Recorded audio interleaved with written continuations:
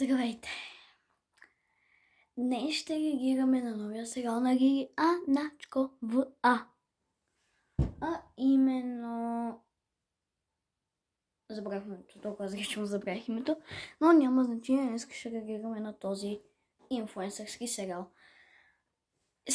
Така. Всички знаем, че Лили Аначкова е най-детската влогърка в България. Затова не ще видим нейния най-добър сериал. Аз няма чакам, нямам никакво търпение, така че хайде да започваме. И в нашето училище. Тук правилата не важат. Това е Лили, кралицата на училището. Кралицата на училището.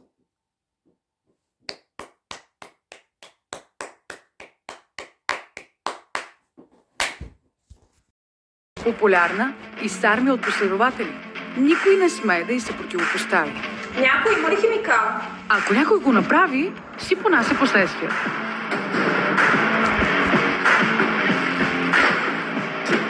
Упс! И какво? Не си в учебниците?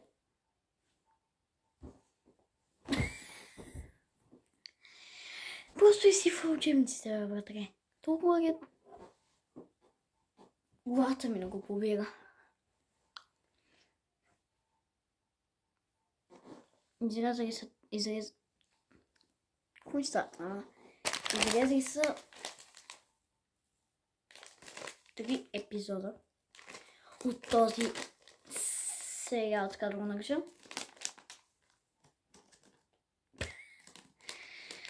Лично казвам ми се повърша от него. Мисля, това беше бъде на части. Не. Какъв е този сериал? Обяснете ми какъв е този сериал в коментарите, защото аз нищо не разбирам. Абсолютно нищо. Това е. Не знам как ще изгледам първи епизод, ама пускам аз колко. Пускам. И здравейте, приятели, добре дошли в новия ми канал. Аз съм Викса. Вие сте с мен. Тя не просто следва тенденции. Тя ги създава. Ще ги създава като че реже бузите.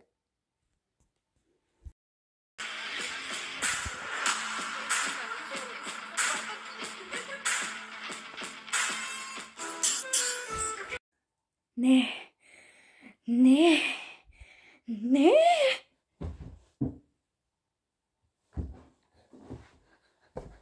Добре са.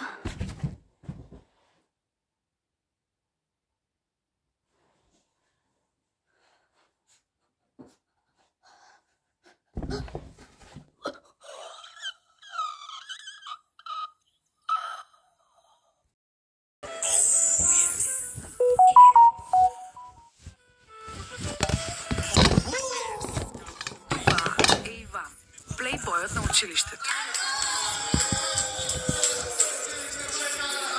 Той е типичното футболистче, което всички момичета са луди. Има слухове, че всеки ден излизал с поне 2 момичета, но понякога нещата загрубяват. Ти не само с мен си мислиш. Това е тел, бе.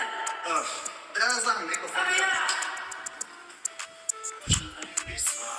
Казват, че бройката на шамарите, които е изял, е нищо в сравнение с бройката на момичетата, с които е бил.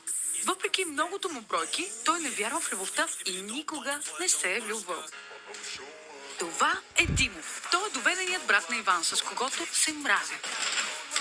Ишмак изпана, я стави сама, бе.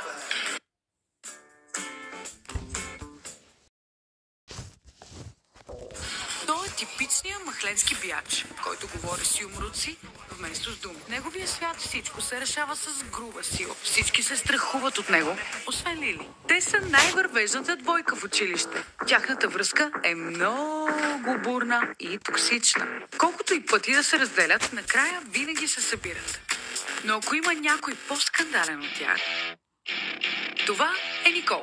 Тя е дясната ръка на Лили. Тя знае всяка твоя тайна, всяка твоя слабост, всеки твой страх. О, не! Тя знае най-големия ми страх. Тя знае, че Лиля Начкова е най-големия ми страх. Не. Мислех, че никой не знае. Ти ще си платиш за това.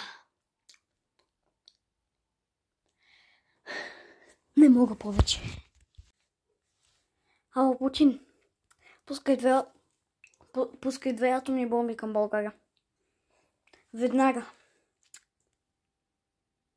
Супер. Хайде. Сега просто чакам. Може да те разплаче. Ако не ми дадеш да припишеш, ще покажа на цялото датска от това видео. Милена пушеше в туалетната. Да. Готово, изключена е. С едно изречение може да съсипе живота ти. Ако Лили управляваше училището... Погледате изчезва и... Чакай, тя не го управлява. Двете са неповедимо дуо и Никол няма да се поколеба да унищожи всеки, който застраши тяхното царство. Тя пада да е учителка, бе. Що пише в тия работи?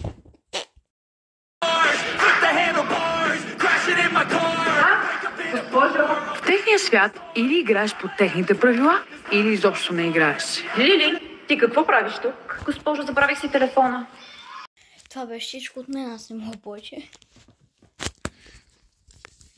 Нямам думи.